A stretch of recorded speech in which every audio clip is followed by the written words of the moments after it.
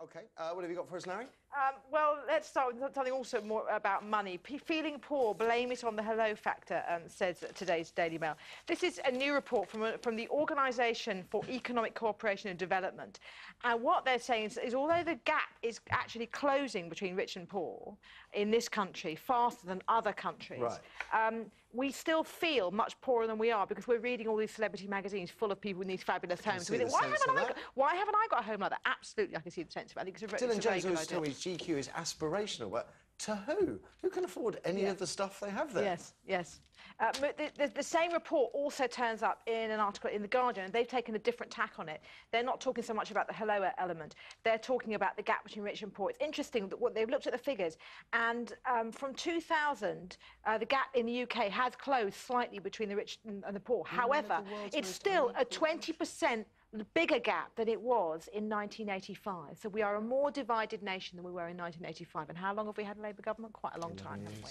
But I despair as well about the people who would sit at home reading all these glamorous magazines going, one day, maybe don't do that. Why do that to yourself? No, I am quite surprised to learn that we are one of the world's most unequal countries. We are, although the gap is, as I said, narrowing quicker than some other countries. That doesn't surprise me at all. Does it not? No. You know why? It's because Hello magazine are going to the celebs and saying, we'll come and do your house. And you go, well, I haven't got much in it. They say, well, we'll give you $250,000 to put some nice stuff in it so we can come and take your photo. It's like they'll pay for the weddings and all the various bits and pieces. No, not pay for yours. I thought you could do with the cash. It's a whip round. We had an offer, we wouldn't do it. No, we're doing it. We're going to be really, really quiet. Right, well, no, I won't say that. Carry on. Carry on, shall we? I'm a really quiet person. What are you doing? Let's do 5 simple things a day to stay sane, stay scientists. This is in today's Telegraph. Interesting, actually. You know this 5-a-day fruit... I'm going to carry on. 5-a-day fruit and veg thing. No, it's the way you tell them. It's good. And this is 5-a-day sort of social and kind of brain stuff to make yourself feel sane. And Such as? Well, I should point out first off that this advice has come from 400 scientists. It's not kind of complete rubbish. It's actually the result of genuine studies. And their 5-a-day are, 1, connect. You know, actually talk to people, be involved with your family, make relationships with people, because that's linked to mental health. Number 2 is be active, as we all know. If exercise, again, improves brain health. Number 3 is be curious. This is more about being aware of your surroundings, being what they call... Be curious. It's about...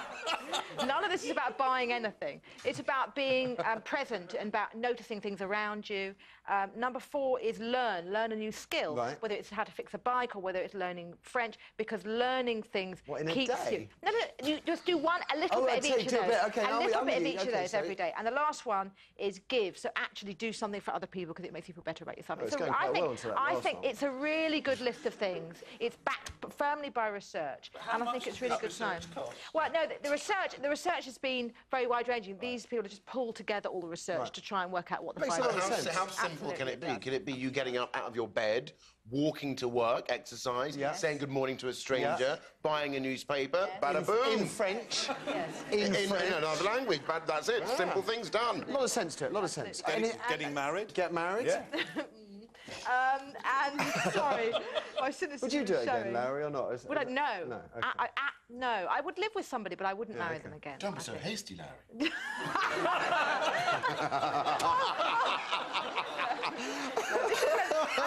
Do something for your mental health, Stephen.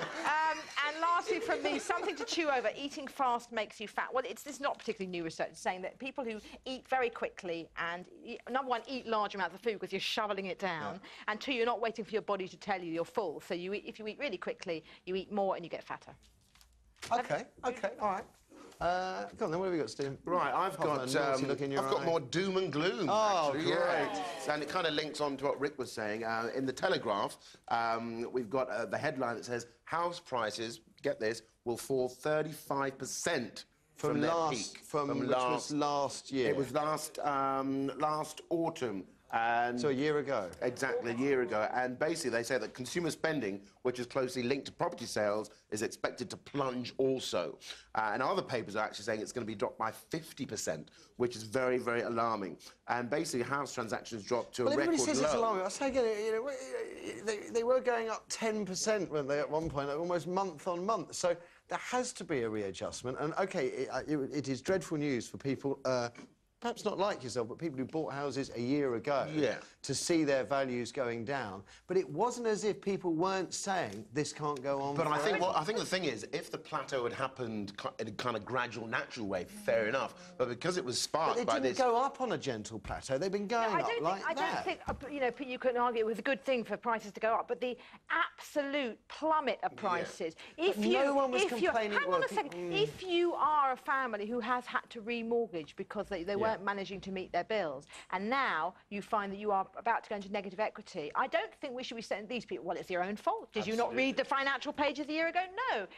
This is a problem that's been caused globally, and there are a lot of victims in this country. It is interesting that you can go into a garage and buy a showroom and buy a new car for 40 grand on the Never Never, drive it out, you've already dumped 20 grand. Yeah. And so that means you probably owe 30 grand on the car, more than your actual car's worth. And nobody bats an eyelid at doing that.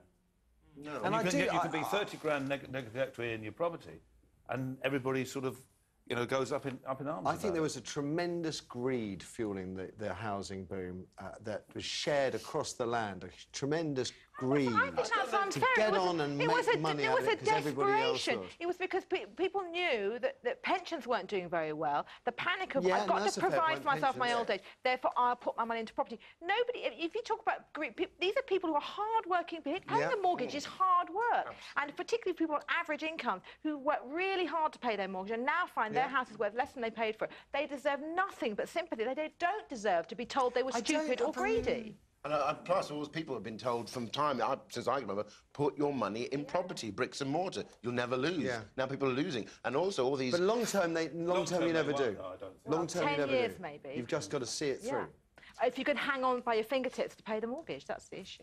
Okay, on a slightly lighter note, this is in The Guardian G2 about an author by the name of Ian Sinclair who has, get this, he's been banned in Hackney. Hackney of all Socialist places. Republic of Yes, Hackney, because he actually went off about the Olympics. Basically, this guy was allowed into the libraries of Stoke Newington because he was part of a panel celebrating a raft of local authors in Hackney. And the libraries invited him back to launch his own book. And then they found out that he had also mentioned things that would be detrimental to the Olympics coming to the area of Hackney. Slagged it off. Slagged it off, basically. He said things like the Olympic Park in Lower Lee Valley was the destruction of the Manor Garden allotments, the eviction of travellers, and the famous legacy revealed as nothing more than a gigantic shopping mall. So he's basically dissed it. Right. And so what happened was his book launch was subsequently withdrawn. So he can't go into Hackney libraries. Can't go into libraries. That is freedom of speech being curtailed there. Exactly. He was not allowed because he's deemed to be controversial. He's not like the only person to say the Olympics. It could turn out to be a great white elephant, not unlike the Millennium Dome.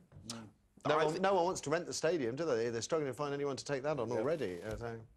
But I was going to say, I was at the Dome, I think about a month ago, and what they've done to it now is absolutely amazing. And what did it take? It took no government involvement and private finance and initiative to get it going. So maybe the Olympics should be no government involvement. Well, there's the thought. Yeah, I could take it on. Yeah. And finally, I think my most favourite picture of the year has got to be in The Sun, where the headline is "Off with the Ed."